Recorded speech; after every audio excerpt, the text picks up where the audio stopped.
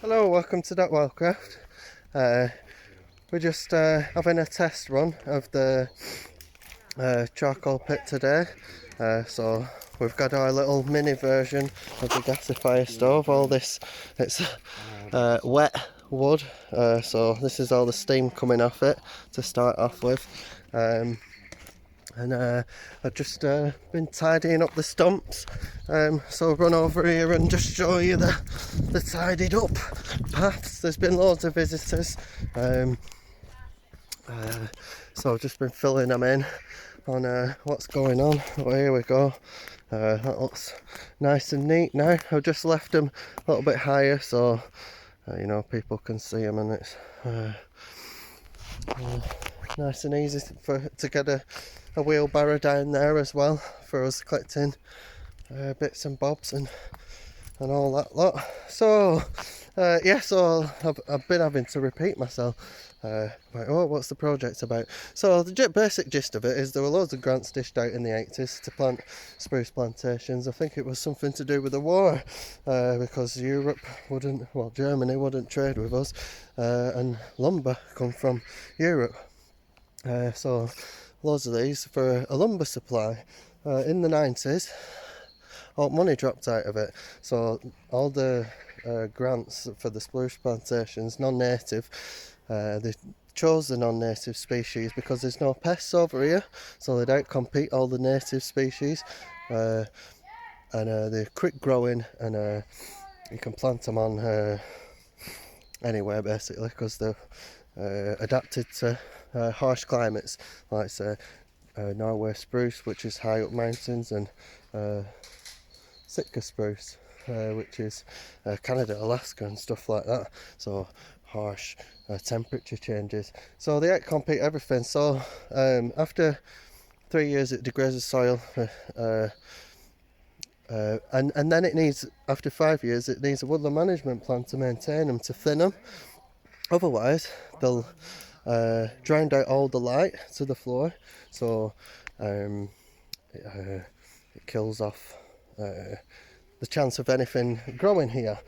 So that's basically what's happened, and we're doing what should have been done like 20 years ago. So, and that is thinning. Like, you can't even use it for the lumber anymore. To put it through a sawmill you need like big trunks, but because they've been planted and not thinned, they're all really thin and knobbly bobbly, all full of knots. So the intention was to use it for lumber, and you can't even use it for that now, so that were a waste of all the grants being dished out in the 80s. So what we're basically doing is doing what should have been done. That should be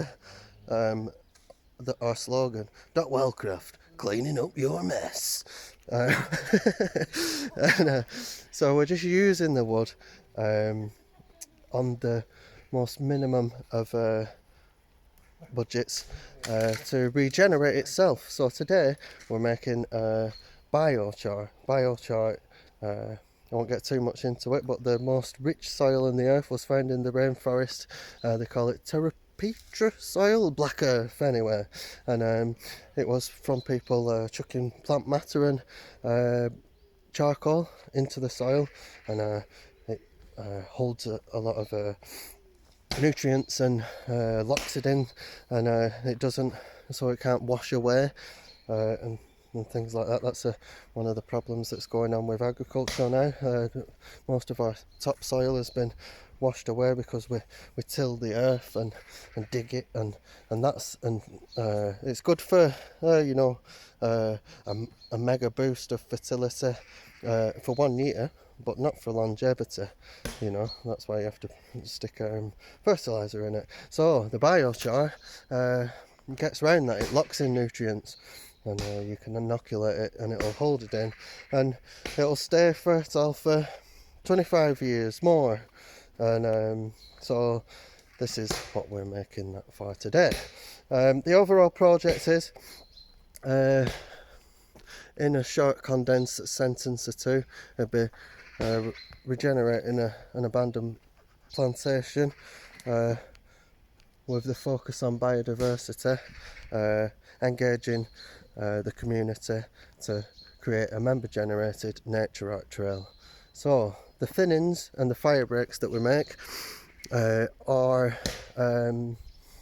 on the public right-of-way, which should have been maintained as well, which hasn't. And we just so we've already done a test run of artist charcoal last little full moon. So that'll be passed on to the veterans and communities, because they've got an art community there, and passed it on to a couple of other artists as well, so we can get some waterproof prints and all on the paths, put art, treasure hunts, just things so people can get the benefit of the outdoors and nature, and at the same time, when the lockdown first started, people started, taking up rambling, and they'd used finding the hut as like a little treasure hunt. I am going to get Chesney from Coronation Street up here. I've got a plan, but I've said that in a earlier video. And so, Chesney come up with his family, and he said, oh, it's took us 6 attempts to find it. So, this is it's attracted a lot more people, and mostly families. So each of the hubs, there's 5 hubs, all elemental themed, work into different features in each area, but basically it's an extra way to boost nature connection through engagement with art, to initially draw you in with, oh, what's that, like, oh, let's go and find that wacky thing in the woods. It gives people more of a little boost to just go out and connect, so there's lots of other all of the conifer plantations that had the grant given to them. There's loads like this all over the UK and more. So hopefully this idea will spread, and we're using concepts from Mary Reynolds' We Are the Ark. ARK stands for Acts of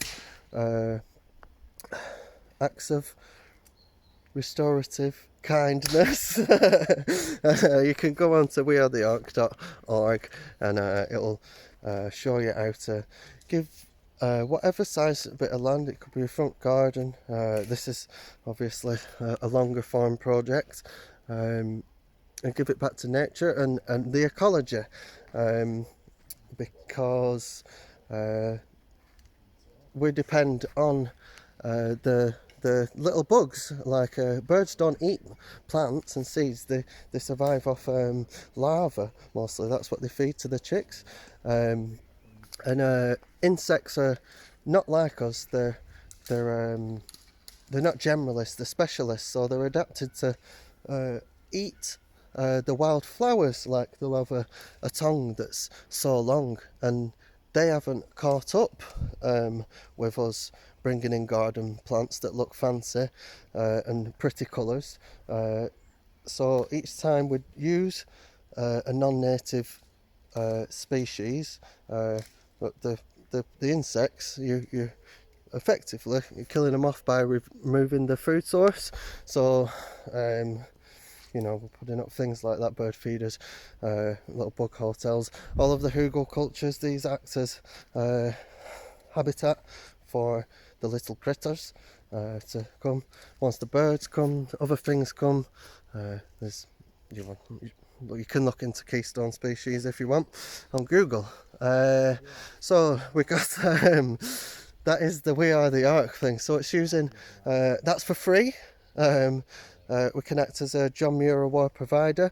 We've had our acceptance, and we're working towards on this project the Conserver one. That's the highest level of conservation award through the John Muir's Trust. But I can also guide other people through the process. There's a one that takes 4 days, there's one that takes 8 days over 2 weeks, and then a bigger one over the course of 6 months minimum. So that's free as well. So we've had to be creative, and that links in with making this a member generated nature art trail. Because we have limitation, we're not funded yet. We've had to think outside the box. Oh, how can we do this without no money? And because this is different, not a lot of people are doing it. It's hard to sort of explain. Oh yeah, we're doing this.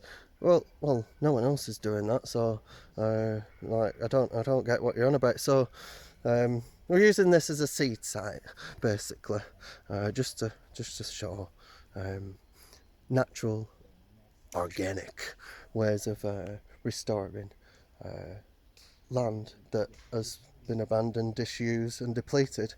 I'll leave it at that. What we on? 11 minutes, because it's a bit of a rant, that, but I'll keep you updated. Don't forget to like and subscribe. Peace!